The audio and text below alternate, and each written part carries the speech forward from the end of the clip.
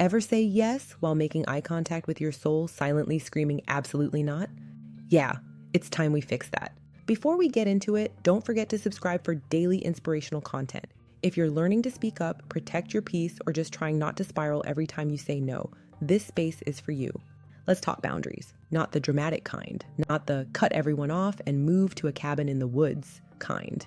I mean real, soul-protecting, sanity-saving boundaries that actually work, and more importantly, how to set them without spiraling into guilt.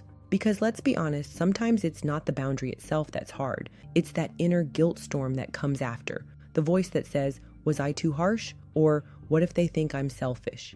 So let's walk through how to set boundaries without feeling like the villain in someone else's story.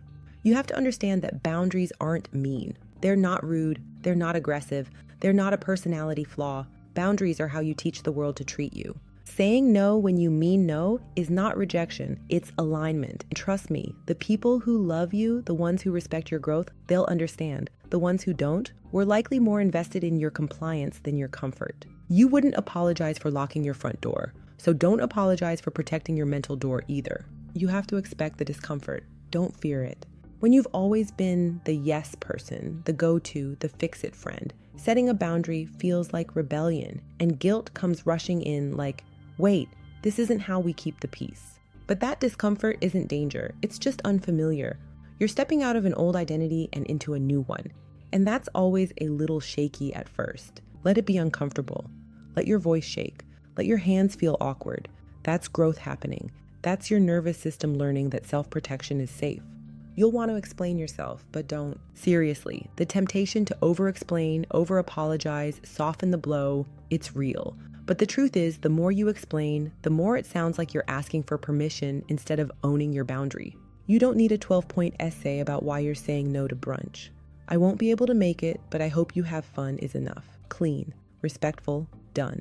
Let your no be a full sentence. Let your peace be the punctuation. You have to remember that real relationships get stronger with boundaries. I know it can feel like saying no will push people away, but boundaries aren't walls. They're bridges. Bridges to healthier, more honest connections. When you stop saying yes to avoid conflict, you give people the opportunity to know the real you, not the version who's always suppressing her needs for harmony.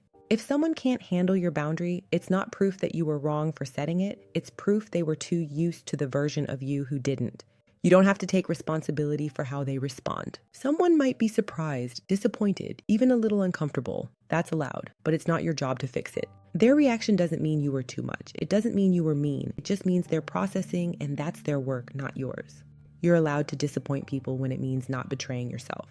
You have to recognize that guilt doesn't always mean wrong, it means change.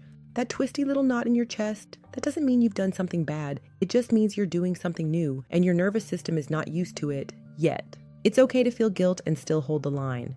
Guilt doesn't need to be erased to move forward. It just needs to be understood. It's proof that you care. But caring and compliance are not the same thing. You can start small, and you should. Don't wait for a life meltdown to finally build boundaries. Start with the small things. Say no to that extra meeting. Let the call go to voicemail. End the conversation that drains your spirit, even if it's mid-text thread. Tiny acts of self-respect are still boundaries. And over time, they compound into a version of you who doesn't just talk about peace, she lives in it. You have to stay close to your why. When guilt flares up, remind yourself, why did I need this boundary? What was I feeling before I set it? What am I protecting? Was it your time, your energy, your emotional safety? Hold on to that. Keep a little mantra nearby if you need to. Something like, I'm allowed to take up space, or I'm not available for burnout this year.